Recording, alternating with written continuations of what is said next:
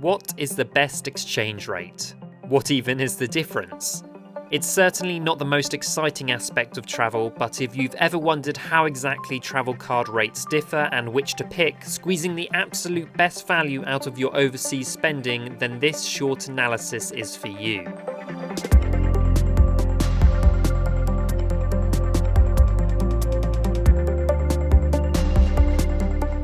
An exchange rate is the value of one currency compared to another, and therefore how much it can be traded for.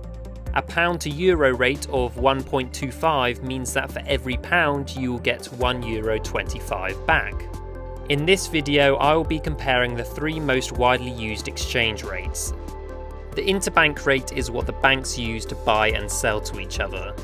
Whilst the financial markets are open Monday to Friday, the interbank rate naturally fluctuates minute to minute depending on all kinds of factors like trade and politics. In this sense, it is considered the real rate. Financial companies then provide a retail rate to the public with a markup. This can range from terrible value currency exchange counters at airports to major card schemes like Mastercard and Visa used by many bank accounts. Mastercard and Visa set their card scheme rates once a day, making them hard to directly compare with the constantly fluctuating interbank one. It all depends on the exact time and date a foreign transaction is processed. For instance, on the 29th of July, the pound to US dollar rate was set at 1.2955 for Visa and 1.2994 for Mastercard. On that day, the interbank rate hit a low of 1.2912, yet also reached a high of 1.3014, meaning it went both lower and higher in value than the card scheme rates in one 24-hour period. What's more, a transaction can take anywhere up to several days to actually be processed, at which point most cards will give an updated rate that could be better or worse in value. Given this unpredictability, let's zoom out and assess how the rates compare over an extended period of time.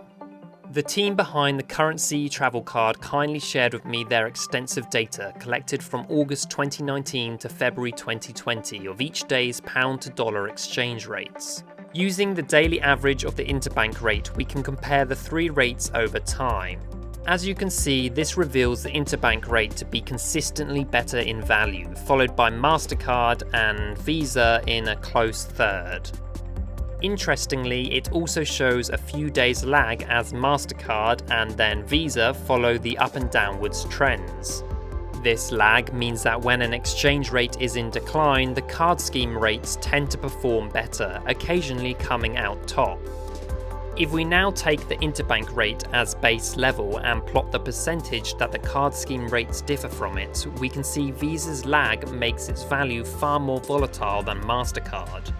Whilst this means it is occasionally far worse valued, such as a huge 2.94% markup on the 11th of October, it can also come out best, such as minus 0.9% on the 17th of December.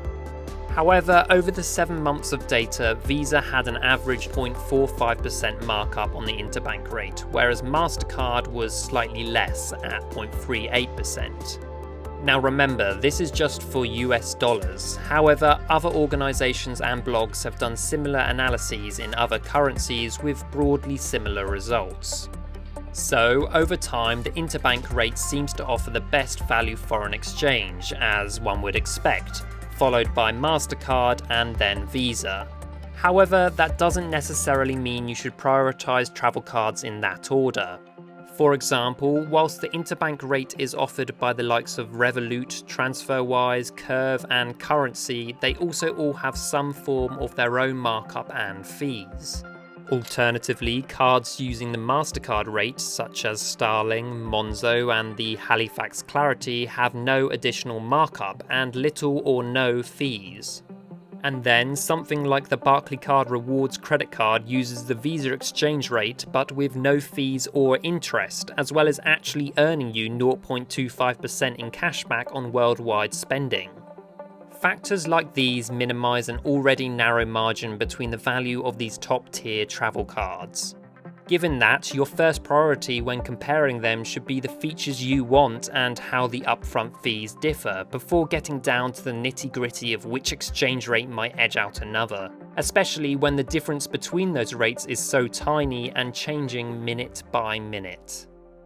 Thanks for watching, and thanks again to Currency for sharing their data. If you would like to know more about their unique travel card, then check out my in-depth review linked below in the description.